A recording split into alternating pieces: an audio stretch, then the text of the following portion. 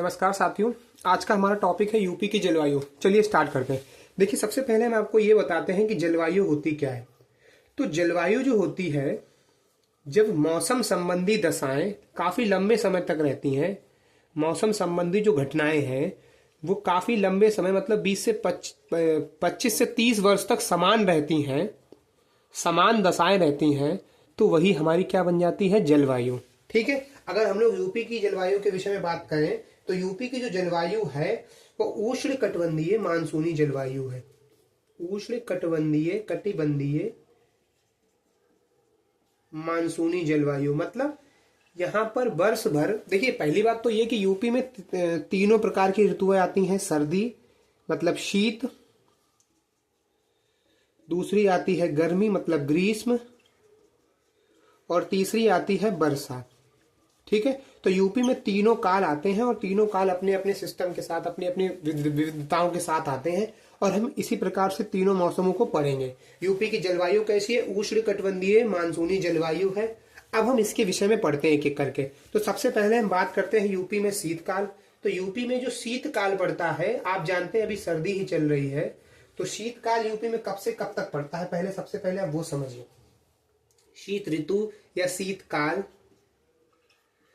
हम जानते हैं कि यूपी में सर्दी कहां से कहां तक पड़ती है।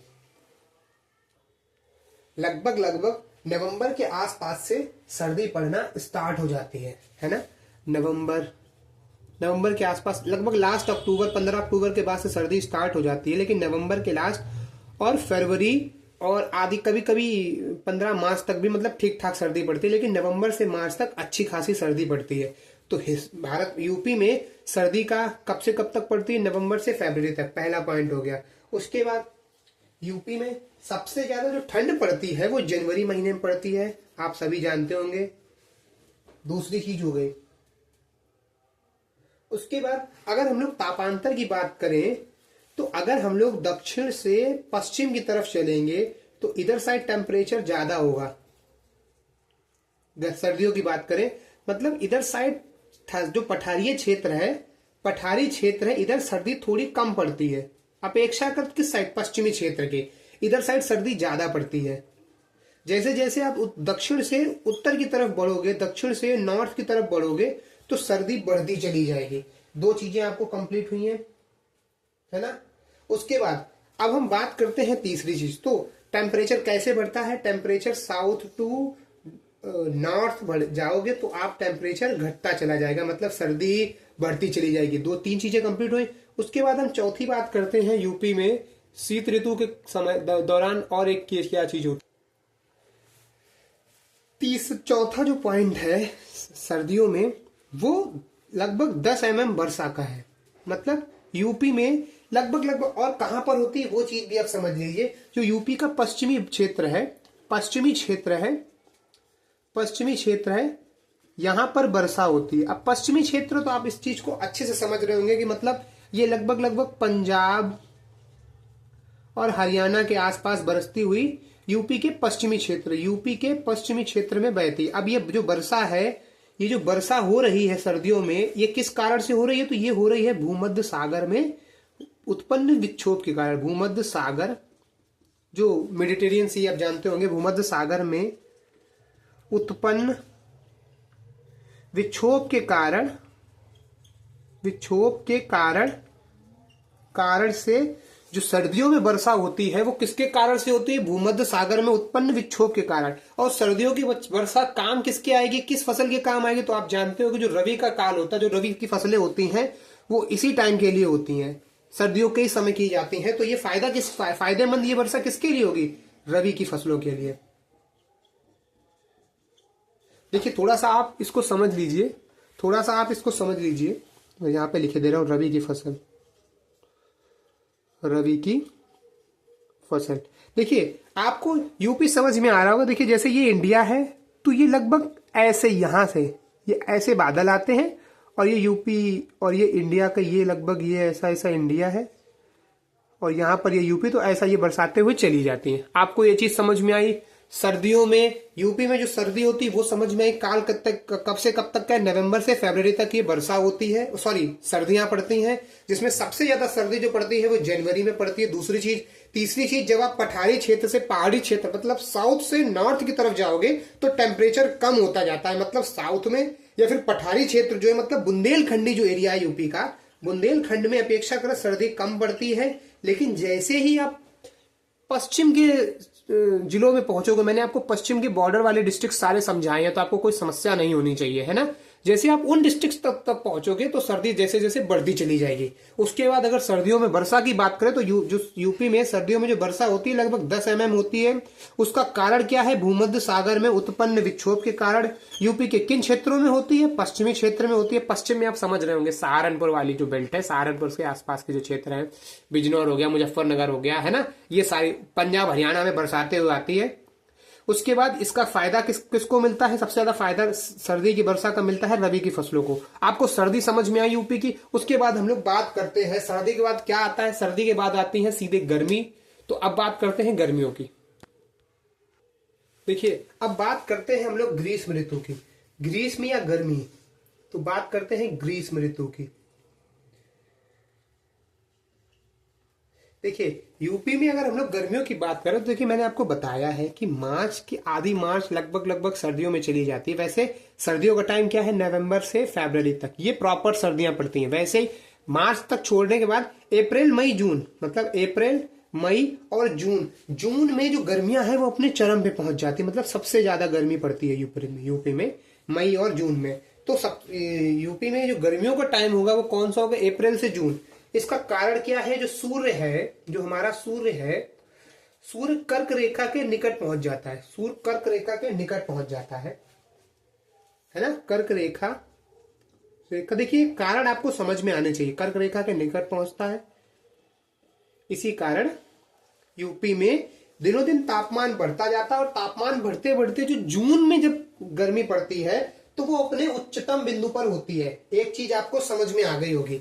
उसके बाद हम लोग बात करते हैं यूपी में दूसरी चीज की, कि यूपी में टेम्परेचर सबसे ज्यादा कहां पे पाया जाएगा। तो जो बुंदेलखंडी क्षेत्र है, मैंने आपको पहले ही समझाया था, वहां पे सर्दी भी कम पड़ी थी। तो जो बुंदेलखंडी क्षेत्र है वहां पर गर्मी सबसे ज्यादा होती है, जिसमें बांदा आप जानते होंगे, मैंने आपको बांदा समझाया था, बांदा में सबसे ज्यादा गर्मी पाई जाती है। ठीक, उसके बाद कुछ क्षेत्र हैं। अगर हम लोग क्षेत्र विस्तार की बात करें, मतलब किसकी तरफ जाने पर सर्दी गर्मी कम पड़ती है, तो जब आप आगरा वाले क्षेत्र में होगे, आगरा और झांसी वाली बेल्ट पे होगे, यहां पर टेम्परेचर बहुत ज्यादा होगा। और जैसे जैसे बरेली की तरफ बढ़ोगे, मतलब उत्तर की तरफ बढ़ोगे, तो टेम्परेचर डाउन होता चला जाएगा। ठीक है, ये प्लस है और ये माइनस है, सेम सर्दी वाला कॉन्सेप्ट ही इसमें लगा। उसके बाद अगर हम बात करते हैं चौथी, जो की है लू की।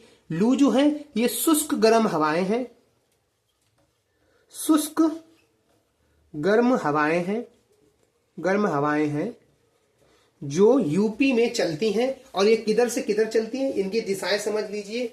ये जो भारत में चलती हैं ये पश्चिम से चलती हैं, और इनको जनरली हम लोग जो यूपी लोकल जो लैंग्वेज है इसको पछियाव बोला जाता है ना। ये पश्चिमी हवाएं हैं जो पश्चिम से बहती हैं, और लोकल यूपी में इसको पछियाव बोला जाता है। आप जानते होंगे पछियाव चल रहा है ना, जो अपने साथ नमी को भी लेके जाता है। ठीक है, तो गर्मी के विषय में आपको इतनी चीज समझ में आई। Time April to June.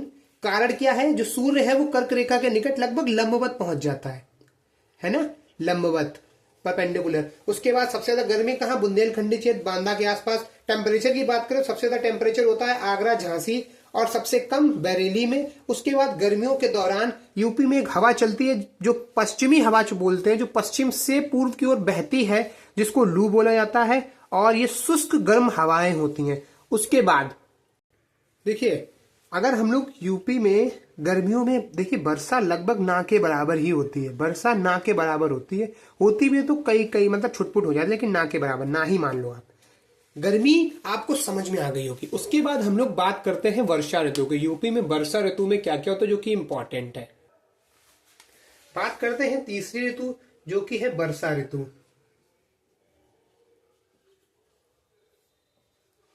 अब देखिए वर्षा ऋतु की बात करते थे कि सबसे पहले हम जैसे अभी तक पढ़ते चले आ रहे हैं, हम वैसे ही पढ़ेंगे। यूपी में वर्षा कहाँ से स्टार्ट होगी? लगभग जून एंड और सितंबर तक। सितंबर, कई बार अक्टूबर तक भी बरसता है, लेकिन आप जून से सितंबर तक मान के चलिए आइडियली यूपी में वर्षा होती है, पहली चीज। दूसरी चीज, इसका कारण क्या है? तो यूपी में जो यूपी क्या लगभग संपूर्ण भारत में दक्षिण पश्चिमी मानसून आता है ना? दक्षिण पश्चिमी मानसून से यूपी में वर्षा, यूपी और लगभग सभी पूरे भारत में इसी विक्षोभ के कारण से वर्षा स्टार्ट भी हो जाती है। देखिए लेकिन आप एक चीज और समझिए, यूपी में तीसरी चीज जो कि इंपॉर्टेंट है, जो कि है पूर्वा हवा, जिसको हम लोग पूर्वाई बोलते हैं। अब मानसून की जो शुरुआत होती है यूपी में, मानसून की जो स्टार्टिंग होती है, मानसून स्टार्ट किससे होता है? वो इन्हीं हवाओं से होता है। और ये किस साइड से किस साइड की ओर बहती है? तो ये लगभग दक्षिण पूर्वी क्षेत्र की तरफ, पूर्वी या इन्हें देखिए, एक चीज आप समझिए पहले, इनको पूर्वा और दक्षिण पूर्वा हवाएं क्यों कहा जाता है, पहले वो समझिए। देखिए जब जून, ये मैंने आपको जून समझाया है, तो जब जून लगभग एंड पे होता है, जून एंड के आसपास ये जो पूर्वा हवाएं हैं, ये भारत के दक्षिण पूर्वी क्षेत्र का मतलब ये आप समझिए, ये भारत है, एक सेकेंड आप रुकिए, ये भारत है, भारत का दक्षिण पूर्वी क्षेत्र किधर होगा? ये है ना, यहां पर क्या है? बंगाल की खाड़ी। तो बंगाल की खाड़ी जो है, यहां से पवनें उठती हैं, ये दक्षिण पूर्वी विक्षोभ है, जिसको हम लोग पूर्वाई हवा बोलते हैं। इधर हमारा क्या है? इधर हमारा हिमालय है। तो ये हिमालय से टकराकर ये सीधी यहाँ पर, ये जो तलहटी में क्या है, हिमालय के तलहटी में क्या है? ये तराई क्षेत्र है। तो जो पूर्वी हवाएं हैं, ये पूर्वाई हवाएं, ये दक्षिण पूर्वी मानसून है। दक्षिण पूर्वी मानसून है, कहां से उत्पन्न हुआ है? दक्षिण पूर्वी मानसून कहां से? बंगाल खाड़ी से। जो दक्षिण पूर्वी मानसून है, शुरुआत इससे होती है, और ये कहां बरसाता है? तराई क्षेत्र में अच्छी खासी बारिश करा देता है। तराई क्षेत्र में अच्छी खासी बारिश करा देता है। अब आप इस चीज को दोबारा से समझिए पूरा। देखिए यूपी में वर्षा कब से स्टार्ट होती है? जून टू सितंबर। यूपी में वर्षा किसके कारण होती है? मेजर पार्ट दक्षिण पश्चिमी मानसून से होता है। लेकिन अगर पूछा जाए बी में वर्षा की शुरुआत किस तरह के मानसून से होती है, तो वो है दक्षिण पूर्वी मानसून। ये दक्षिण पूर्वी मानसून कहां से उत्पन्न होता है? ये होता है बंगाल की खाड़ी से। ठीक, बंगाल की खाड़ी से टकराता है किससे? हिमालय से। और हिमालय से टकराने के बाद ये कहां पर बरसता है? यूपी के तराई क्षेत्र में अच्छे से बरसता है। आपको ये चीज समझ में आ गई। उसके बाद आपको पूर्वाई समझ में आ गई कि पूर्वाई कैसे चलती है। दक्षिण पूर्वी हवाओं को पूर्वाई बोला जाता है, जो कब चलती हैं? ये सर्दी में चलती हैं। ठीक है, आपको दो चीजें समझ में आ गई होंगी, इसमें आपको कोई समस्या तो नहीं। वर्षा ऋतु के समय में आपको ये चीजें कुछ समझ में आई होंगी। ठीक है, इसके बाद हम लोग वर्षा ऋतु के विषय में दो चीजें और समझते। देखिए अब एक चीज और समझिए, यूपी में लगभग 90% जो वर्षा है वो जून से सितंबर के बीच में ही होती है, पहली चीज। दूसरी चीज मैं आपको एक चीज और बता देता हूं कि यूपी में जो वर्षा है वो कैसे कैसे होती है। तो अगर आप ये देखिए, ये आपका यूपी का ईस्टर्न बेल्ट है और ये आपका वेस्टर्न पार्ट है। तो ईस्टर्न पार्ट कहां पे? लगभग ये गोरखपुर वाला बेल्ट है ना, गोरखपुर। और इधर साइड ये क्या है? ये मथुरा है। तो जब आप पूर्व से पश्चिम की तरफ चलोगे तो वर्षा घटती चली जाएगी। मतलब गोरखपुर में मैक्स टू मैक्स वर्षा और मथुरा में मिनिमम टू मिनिमम वर्षा। ठीक है, गोरखपुर में लगभग आप ये मान के चलिए कि यूपी में सर्वाधिक वर्षा यहीं पर होती है और 187 सेंटीमीटर तक लगभग वर्षा हो जाती है। और वहीं मथुरा में यूपी में सबसे कम वर्षा होती है, जो लगभग 55 सेंटीमीटर वर्षा होती है मात्र। आप ये मान के चल सकते हैं। तो यूपी में वर्षा किधर से किधर तक सबसे ज्यादा होती है? मतलब ईस्ट टू वेस्ट जो है वर्षा घटती चली जाती है, मतलब कम होती चली जाती है। सबसे कम मथुरा में और सबसे ज्यादा गोरखपुर में। आपको वर्षा ऋतु के विषय में जितनी चीजें मैंने आपको बताई हैं इंपॉर्टेंट है, आप समझ लीजिएगा। एक बार मैं फिर से आपको रिकॉल करा दूं, यूपी में मानसून कैसे स्टार्ट होता है? दक्षिण पूर्वी हवाओं से, जिन्हें पूर्वा हवा भी बोला जाता है। ये कहां से उत्पन्न होती है? बंगाल की खाड़ी से, हिमालय से टकराकर ये यूपी के तराई क्षेत्रों में बरसती हैं और यहां से मानसून स्टार्ट होता है। लेकिन जो मेजर यूपी में मानसून है वो दक्षिण पश्चिमी विक्षोभ के कारण मानसून है वो बरसता है, जो जनरली पूरे भारत में पानी बरसाता है। आपको ये चीज समझ में आ गई। वर्षा ऋतु का टाइम क्या क्या है, जून टू सितंबर। उसके बाद मैंने आपको क्षेत्र बता दिया, गोरखपुर में सर्वाधिक बरसता, और गोरखपुर से आप पश्चिम की तरफ जितना बढ़ते चले जाओगे वैसे ही वर्षा का जो क्रम है वो धीरे धीरे कम होता चला जाएगा, और मथुरा के पास जाकर सबसे कम वर्षा होती है, जो कि लगभग 55 सेंटीमीटर के आसपास वर्षा होती है। आपको जो जलवायु है, जलवायु में मैंने आपको तीनों बता दिए हैं, सर्दी, गर्मी और वर्षा काल हमने आपको समझा दिया है। इसके बाद वर्षा का जो कुछ कुछ चीजें होती है, एक्स्ट्रा चीजें होती है, वो मैं आपको थोड़ी और समझाना चाहूंगा इसी में। देखिए, जलवायु से रिलेटेड ये टॉपिक नहीं, लेकिन आप इस चीज को समझ लीजिए। एक टॉपिक होता है अम्ल वर्षा, ठीक है, अम्ल वर्षा जिसको एसिडिक रेन बोलते हैं, एसिडिक रेन। और इसका कारण, और आप ये चीज समझ लीजिए होता क्या, बेसिकली क्या होता है, जब जो हमारा वायुमंडल है, जो हमारा वायुमंडल है उसमें जो हमारी कौन सी गैस, ग्रीन हाउस जो गैसेस होती हैं, ग्रीन हाउस गैसेस होती हैं, उनकी जब मात्रा बढ़ जाती है, स्पेशली कौन सी, कार्बन मोनोऑक्साइड, है ना, कार्बन मोनोऑक्साइड, इसको मैं हिंदी में लिखे दे रहा हूं, कार्बन मोनोऑक्साइड,